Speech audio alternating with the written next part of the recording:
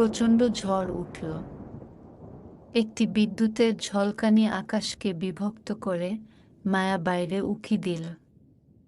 তার পুরানো ওক গাছ, তার কাণ্ডে একটি ফাঁকা গর্ত ছিল।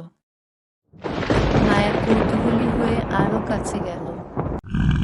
ভেতরে একটা ছোট্ট ঝিকিমিকি আলো জ্বলে উঠল। সে ভিতরে উঁকি দিল। একজোড়া বিশাল চোখ, একটি ছোট্ট ড্রাগন। মায়া ভয়ে ফিসফিস করে বলল, হ্যালো, তুমি এখানে কি করছো? ড্রাগনটি বলল, ঝড়ের মধ্যে সে তার বাড়ির পথ হারিয়েছে। বাড়ি খুঁজে পেতে তার স্পার্ক স্টোনটি দরকার। Spark stone? সেটা কি মায়া তা জানত না, তবে মায়া ড্রাগনটির স্পার্ক স্টোনটি খুঁজে পেতে সাহায্য করবে বলে আশ্বস্ত করল।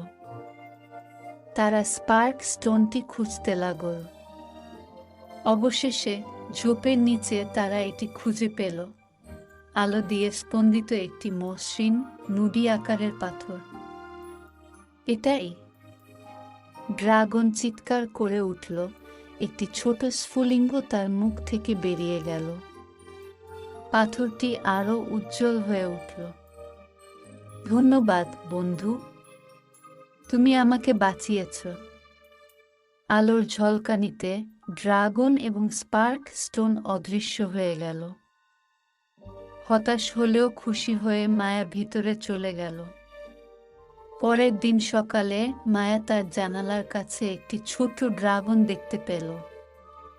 কিচিরমিচির করে মায়াকে ডাকছিল। ড্রাগনটির কাছে গেল। এভাবেই ছোট্ট ড্রাগন এবং মায়ার মধ্যে বন্ধুত্ব হয়ে গেল।